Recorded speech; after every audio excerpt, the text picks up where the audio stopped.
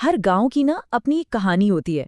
एक ऐसा राज जिससे लोग डरते हैं, कानाफूसी करते हैं। आज हम बेलापुर गांव और उसकी उसी रहस्यमयी हवेली की कहानी जानेंगे। और साथ ही उस नौजवान की कहानी भी जिसने उस राज को चुनौती देने की हिम्मत की थी।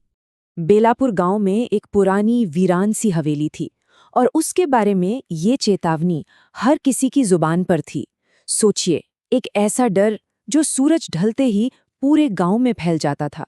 एक ऐसी जगह जो मानो दुख और खौफ में डूबी हुई लगती थी। और फिर इसी कहानी में एंट्री होती है आदित्य की। शहर का एक पढ़ा लिखा नौजवान जिसे गांव वालों की ये सारी बातें अंधविश्वास लगती थी। उसे अपनी नौकरी के लिए बस एक सस्ता सा घर चाहिए था और उसने बिना सोचे समझे उसी भूतिया हवेली को किराए पर ले लिया। आदित्य का ये जो अविश्वास था ना, वो बहुत जल्दी एक बड़ी कसौटी पे कसा जाने वाला था। उस हवेली में अगली 3 रातें उसके हर तर्क और हर विश्वास को हमेशा के लिए बदलने वाली थीं। पहली रात तो बिल्कुल शांति से गुजर गई। आदित्य को लगा, अरे ये गांव वाले तो बस यूं ही डरते हैं। लेकिन दूसरी रात, ठीक आधी रात को, आंगन के पीपल के पेड़ से पायल की छम छम की एक धीमी सी आवाज ने उसे बेचैन कर दिया। उसने बाहर झांककर देखा, पर वहां कोई भी नहीं था। और तीसरी रात आते आते उसका डर हकीकत बन चुका था।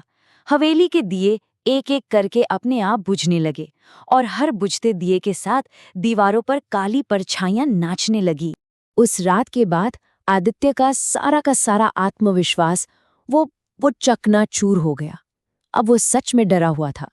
उसे ये समझ आ गया था कि ये उसके बस की बात बिल्कुल नहीं है और उसे गांव वालों से मदद मांगनी ही पड़ेगी। सुबह की पहली किरण के साथ ही डरा सहमा आदित्य सीधा गांव के सबसे बुजुर्ग और ज्ञानी व्यक्ति पंडित हरिनाथ के पास पहुंचा।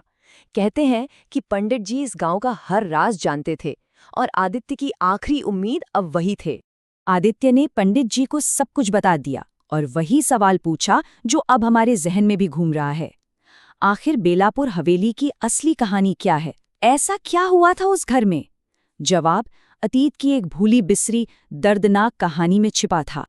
पंडित जी ने एक गहरी सांस ली और कहानी सुनानी शुरू की। बोले, कई साल पहले वो हवेली हंसी खुशी से गूंजती थी। वहां एक माँ अपने 2 छोटे छोटे बच्चों के साथ रहा करती थी। लेकिन उनकी इन खुशियों को एक भयानक त्रासदी की नजर लग गई। गांव में एक भयानक सूखा पड़ा। परिवार को वहां से निकलना पड़ा, लेकिन जल्दी में सीढ़ियों से उतरते वक्त उस माँ का पैर फिसल गया। वो गिर गई और सिर पर गहरी चोट लगने की वजह से उसकी वहीं मौत हो गई। और एक ही पल में वो दोनों बच्चे अनाथ हो गए। बच्चे इतने छोटे थे कि वे अकेले उस हवेली से बाहर निकल भी नहीं सकते थे। और क्योंकि हवेली गांव से थोड़ी दूर थी, किसी को फौरन पता भी नहीं चला। जब तक गांव वाले वहां पहुंचे, तब तक बहुत देर हो चुकी थी। दोनों बच्चे भूख से दम तोड़ चुके थे। यही था उस हवेली का सबसे दर्दनाक सच। पंडित जी ने आगे बताया, उस माँ की आत्मा आज भी वहीं है, अपने बच्चों के लिए परेशान। जब भी कोई दिया बुझता है ना, तो उसे लगता है कि उसके बच्चे फिर से अंधेरे और अकेलेपन में खो गए हैं। और बच्चों के रोने की जो आवाजें आती हैं, वो उसी माँ की पीड़ा है। तो मतलब ये कोई बुरी आत्मा नहीं थी, ये तो एक माँ का दर्द था, उसकी तड़प थी। ये सब जानने के बाद आदित्य को एहसास हुआ कि ये कहानी डर की है ही नहीं, ये तो दुख की कहानी है। पंडित जी ने उसे समझाया कि उन भटकती आत्माओं को शांति डर से नहीं, बल्कि सिर्फ करुणा से मिल सकती है और इसके लिए खास अनुष्ठान करना होगा। उपाय सुनने में तो सीधा था, लेकिन उसके लिए बहुत हिम्मत और सच्ची श्रद्धा चाहिए थी। अमावस्या की रात को आदित्य को पीपल के पेड़ के नीचे एक दिया जलाना था, गंगा जल रखना था और 3 लोगों के लिए भोजन अर्पित करना था। और फिर पूरे 41 दिनों तक हनुमान चालीसा का पाठ करके उन तीनों की आत्मा की शांति के लिए प्रार्थना करनी थी। तो अब कहानी उस मोड़ पर आ पहुंचती है जहां आदित्य को अपने सबसे बड़े डर का सामना करना था। ये सिर्फ एक रस्म नहीं थी, बल्कि ये उसकी हिम्मत और उससे भी ज्यादा उसकी करुणा की असली परीक्षा थी। अमावस्या की वो रात आई और जैसे ही आदित्य ने अनुष्ठान शुरू किया, मानो आसमान फट पड़ा। एक भयानक तूफान शुरू हो गया। इतनी तेज हवा चल रही थी कि दिया बार बार बुझ रहा था। ऐसा लग रहा था जैसे प्रकृति भी उसकी परीक्षा ले रही हो। और तभी उस तूफान के शोर के बीच हवेली के अंदर से एक दर्द भरी आवाज आई, एक माँ की गुहार जो बस अपने बच्चों का पेट भरना चाहती थी। मेरे बच्चों को खाना दे दो, बस यही उसकी एकमात्र इच्छा थी। उस एक पल में आदित्य ने अपने डर पर अपनी करुणा को हावी होने दिया। उसके हाथ कांप रहे थे, फिर भी उसने हिम्मत नहीं हारी। उसने तूफान के बीच दिए को फिर से जलाया, उन तीनों के लिए खाना रखा और पूरी श्रद्धा के साथ हनुमान चालीसा का पाठ शुरू कर दिया।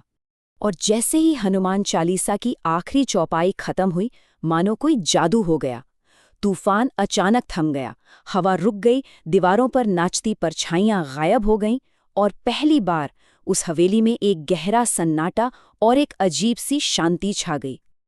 अगली सुबह जब गांव वाले वहां पहुंचे तो उन्होंने देखा कि तूफान का कोई नामो निशान तक नहीं था। पीपल के पेड़ के नीचे रखा दिया अब भी जल रहा था और सबसे हैरान करने वाली बात, वहां रखा हुआ भोजन गायब था। उन आत्माओं ने भेंट स्वीकार कर ली थी। पंडित हरिनाथ ने मुस्कुराते हुए इस पूरी घटना का सार समझाया। उन्होंने कहा, जहां डर होता है, अगर वहां श्रद्धा और दूसरों की मदद करने का इरादा आ जाए तो शांति अपने आप आ जाती है। इस पूरे अनुभव ने आदित्य को हमेशा के लिए बदल दिया था। वो अब समझ चुका था कि असली बात डर का सामना करना नहीं है, बल्कि उस डर के पीछे छिपे दर्द और उसकी वजह को समझना है। उस हवेली में कोई भूत नहीं था, बस एक माँ थी जो अपने बच्चों के लिए तड़प रही थी।